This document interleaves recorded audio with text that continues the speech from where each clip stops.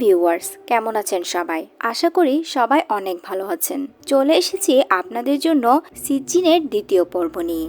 যারা প্রথম পর্বটি এখনো দেখেননি তারা অবশ্যই প্রথম পর্বটি দেখে আসবেন। লিংক আমি আপনাদের জন্য কমেন্ট বক্সে দিয়ে দিয়েছি। আর এই সিজিনের প্রতিটা পর্বই কিন্তু সত্য ঘটনা অবলম্বনে তৈরি করা হয়েছে। শুধুমাত্র গোপনীয় রক্ষার্থের কারণেই মুভির ক্যারেক্টারের নামগুলোই পরিবর্তন করা হয়েছে। তো চলুন কথা না বাড়িয়ে শুরু করি আজকের গল্পটি। তো মুভির শুরুতে আমাদের সিজিন প্রথম পর্ব এবং দ্বিতীয় পর্বের ঘটনাগুলো যে সত্য সেই বিষয়ে আমাদের কিছু তথ্য দেওয়া হয় এবং এটাও বলা হয় যে এই মুভির শুটিং সেই কবরস্থানে করা হয়েছে যে কবরস্থানে আসল সত্য ঘটনাটি ঘটেছিল। এরপর আমরা সিন কাট হয়ে এক ব্যক্তিকে দেখতে পাই যিনি উজু করে একটা পাত্রে কিছু অ্যাসিড নিয়ে ঘরের ভিতরে প্রবেশ করে। আর সেই লোকটি ঘরের ভিতরে প্রবেশ করার সাথে সাথেই আমরা একজন মহিলার ভয়ার্ত চিৎকারের আওয়াজ শুনতে পাই। এরপর লোকটি আবার বাইরে এসে পাত্রের মধ্যে আরো কিছুটা অ্যাসিড নিয়ে নিজেই খেয়ে ফেলে আর মুহূর্তের মধ্যে লোকটি আর্তনাদ করতে করতে মারা যায়। সেই ঘটনার 22 বছর পার হয়ে যায়। আমরা একটি পরিবারকে দেখতে পাই যেখানে 3 জন সদস্য রয়েছে, বাবা আদনান, মা হিসরান এবং ছেলে বিরল। আর এই হিসরান সিজিনের প্রথম পর্বেও ছিল অজনুরের বান্ধবী হিসেবে। অজনুর যখন প্রথমবারের মতো এহসান কবিরাজের কাছে গিয়েছিল এই হিসরানকেই তার সাথে করে নিয়ে গিয়েছিল। আদনান একটি হোটেলে চাকরি করত আর হিসরান হাউসওয়াইফ। সম্পূর্ণ হাসি খুশি একটি পরিবার। ছেলেকে নিয়ে খেলা করতে করতে বাবা মা দুজনের সারাদিন কেটে যায়। আর আজ ছিল হিসরানের ছেলের জন্মদিন, তো আদনান তার জন্য আগে থেকে কেক পাঠিয়ে দিয়েছে। সে দ্রুতই কাজ শেষ করে বাড়ি ফিরছিল। বিরলকে রুমে খেলতে দিয়ে সে রান্নাঘরে কাজ করছিল, কিন্তু হঠাৎই রুমের মধ্যে থাকা আলমারিটি অদ্ভুতভাবে আপনা আপনি বিরলের গায়ের উপর এসে পড়ে। হিসরান শব্দ শুনে দৌড়ে রুমে গিয়ে দেখে তার বাচ্চার উপর আলমারি পড়ে আছে। সে বুঝতে পারে সে তার ছেলেকে হারিয়েছে। এরপর কেটে যায় 3 মাস। হিসরান এবং আদনান দুজনই বিরলের সুখে পাগল প্রায়। আদনান সবসময় হিসরানকে দোষারোপ করে বিরলের মৃত্যুর জন্য। আদনান বলে সে যদি ঠিকমতো খেয়াল রাখতো তাহলে আজ হয়তো বিরল তাদের সাথে থাকতো, তারা সুখে শান্তিতে বসবাস করতে পারত, আজ তাদের সন্তানকে হারাতে হতো না। আর হিসরানও সবসময় নিজেকে দোষী মনে করত বিরলের মৃত্যুর জন্য। সে সবসময় খেলনা এবং কাপড় চোপড় নিয়ে কান্না করত আর তার কবরের পাশে গিয়ে সবসময় ক্ষমা চাইতো যে সে তার ছেলেকে বাঁচাতে পারেনি। আর আদনানও সবসময় তার ছেলের ভিডিও দেখে কান্না করত। আর এ কারণেই আদনান এবং হিসরানের মধ্যে সম্পর্ক আস্তে আস্তে নষ্ট হতে শুরু করে। কিন্তু এরই মধ্যে একদিন হঠাৎ করে আদনান বাসায় ফিরে একদম স্বাভাবিক আচরণ করা শুরু করে, যেন তাদের জীবনে কোনো দুর্ঘটনাই ঘটেনি। সে এসে মাত্র হিসরানকে তার 15 বছর আগে মারা যাওয়া তার ভাইয়ের কথা বলে। সে হিসরানকে বলে রাস্তায় তার ভাইয়ের সাথে দেখা হয়েছে আর সে তাকে বাসায় আসতে বলেছে বিরলকে দেখতে, কারণ তার ভাইয়ের নামেই বিরলের নাম রাখা হয়েছিল। হিসরান তার ব্যবহার দেখে খুবই অবাক হয়ে যায়। হিসরান বুঝতেই পারে না আদনানের কি হয়েছে। এরই মধ্যে দরজায় আবার বেল বাজে। হিসরান উঠে গিয়ে দেখে দরজার সামনে আদনান দাঁড়িয়ে। তাহলে হিসরান এতক্ষণ যার সাথে কথা বলছিল সে কে? হিসরান দ্রুত ভিতরে এসে দেখে সোফায় কেউ নেই। সে বুঝতে পারে না এটা তার সাথে কি হয়েছে। পরদিন সে তার বান্ধবীকে এই ব্যাপারে বললে তার বান্ধবী তাকে আব্দুল্লাহ নামের একজন কবিরাজের কাছে নিয়ে যেতে চায়, কিন্তু হিসরান তার কথায় বিশ্বাস করে না। সে উল্টো রাগ করে সেখান থেকে চলে আসে। এরপর আমরা গ্রামে থাকা হিসরানের মা এবং বোবা দাদিকে দেখতে পাই যারা নামাজ আদায় করছিল। অন্যদিকে হিসরান দুজন বোরকা পরা মহিলাকে তার বাসায়, রাস্তাঘাটে এবং বিরলের কবরের পাশে বারবার দেখতে পাচ্ছিল। কেন এগুলো তার পিছু করছে সে কিছুই বুঝতে পারছে না। এমনকি একদিন রাতে সে এমন এক ভয়ঙ্কর স্বপ্ন দেখে যা আসলে গা শিউরে ওঠার মতো। সে দেখতে পায় একজন গর্ভবতী মহিলার পেট কেটে বাচ্চা বের না করে একটা পুতুল বের করা হচ্ছে। যে দৃশ্যটা দেখতে আসলে অনেক ভয়ানক ছিল।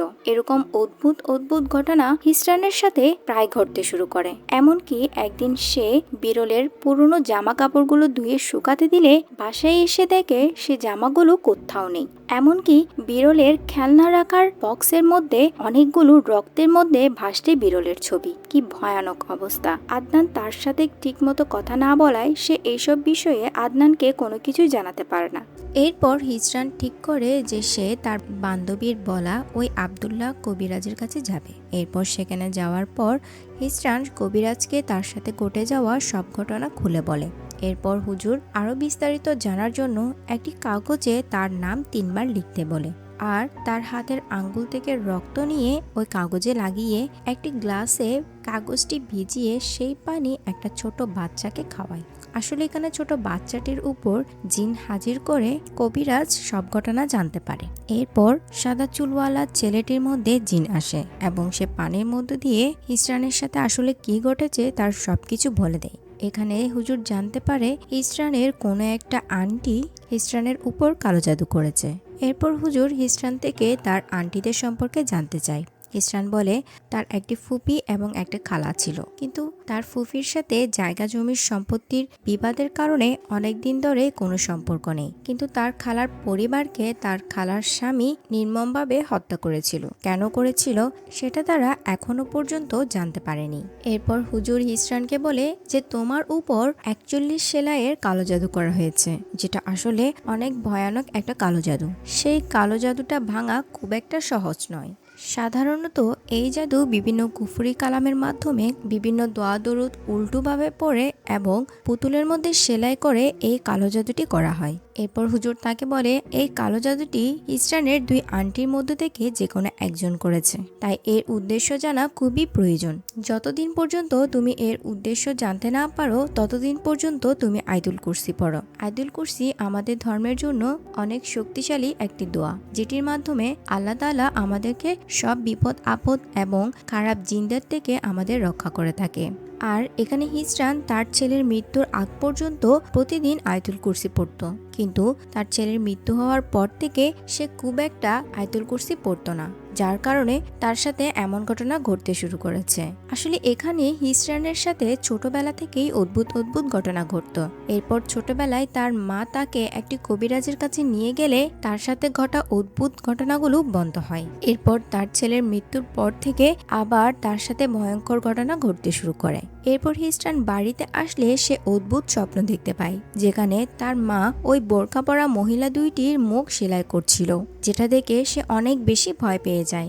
এই স্বপ্ন দেখে হিজরান তার মা এবং দাদির জন্য অনেক বেশি চিন্তিত হয়ে পড়ে, তাই সে পরদিন সকালে তাদের দেখতে চলে যায়। হিজরান সেখানে যাওয়ার পর তার মায়ের কাছ থেকে তার খালা এবং ফুফি সম্পর্কে জানতে চায়। তার মা বলে তার ফুফির সাথে তার কখনো দেখা হয়নি। আর তার খালার মৃত্যুর কারণ জানতে চাইলে তার মা বলে তার খালার স্বামী অর্থাৎ হিজরানের খালু সবসময় জুয়া খেলা এবং মদ্যপানে মত্ত থাকতো, যার কারণে সে সংসারের কোনো খরচ চালাতে পারত না। একসময় সে এমনভাবে আর্থিক সমস্যায় পড়ে যায়, সে চিন্তা করে সে আর কখনোই তার সন্তান এবং তার স্ত্রীর ভরণ পোষণ নিতে পারবে না, তাই সে তার স্ত্রী এবং বাচ্চাদের মেরে ফেলে। এরপর হিজরান তার স্বামীকে ফোন দেয় সে তার মায়ের বাড়িতে এসেছে সেটা জানানোর জন্য, কিন্তু আদনান ফোন রিসিভ না করে কল কেটে দেয়। এদিকে হিজরানের মা রাতে অনেক ভয়ানক একটা স্বপ্ন দেখে। এরপর পরদিন সকালে আদনানের অফিসে তার বন্ধুর স্ত্রী এবং ছেলে আসলে তাদের ছেলেকে দেখে আদনান অনেক বেশি ইমোশনাল হয়ে পড়ে। সে তার ছেলেকে অনেক বেশি মিস করছিল, সবসময় তার মোবাইলে থাকা ছেলের ভিডিওগুলো দেখে কান্না করে। এদিকে হিজরান তার খালার ব্যাপারে জানার জন্য অধিক আগ্রহী হয়ে পড়ে এবং সে বেরিয়ে পড়ে তার খালা সম্পর্কে বিস্তারিত তথ্য সংগ্রহ করার জন্য। এদিকে আদনান তার ছেলের সুখে এতটাই কাতর হয়ে যায় যে তার কবরের পাশে গিয়ে সে আত্মহত্যা করে নেয়। কিন্তু হিজরান এই সম্পর্কে কোনো কিছুই জানতো না। সে এখনো গ্রামে তার ফুপু এবং খালা সম্পর্কে তথ্য সংগ্রহ করছিল। তখন গ্রামে ঘুরতে ঘুরতে এক মেয়ের কাছে তার খালার বাড়ির ঠিকানা পেয়ে যায়, কিন্তু মেয়েটি বলে সেই বাড়িটি হলো ভুতুরে বাড়ি, সেই বাড়িতে গত 22 বছর ধরে কেউ যায় না, আর সে হিজরানকেও যেতে নিষেধ করে।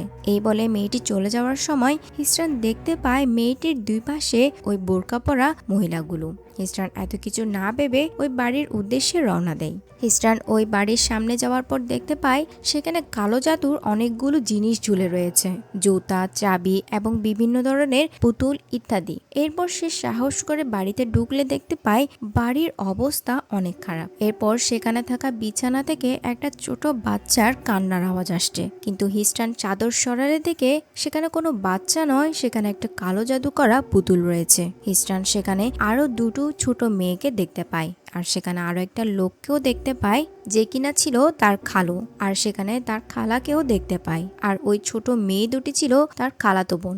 এরপর সেখানে থাকা তার খালু এবং খালার আত্মা সবাই মিলে তার উপর অ্যাটাক করতে আসলে সে দ্রুত সেখান থেকে বেরিয়ে পড়ে। কিন্তু হিস্ট্রান আসার সময় সেই বিছানায় থাকা পুতুলটি নিয়ে আসে। হিস্ট্রান আবার বাড়িতে ফিরে তার মাকে আরো জোর দিয়ে বলে যে তার খালা সম্পর্কে আরো বলতে। তখন হিস্ট্রানের মা তাকে প্রথমবারের মতো তার খালার ছবি দেখায়। তখন সে ছবি দেখে বুঝতে পারে যে সে প্রতিদিন যাকে স্বপ্ন দেখে এবং সে ওই বাড়িতে যে মহিলাটিকে দেখেছিল সে আসলে তার খালা জোহরা ছিল।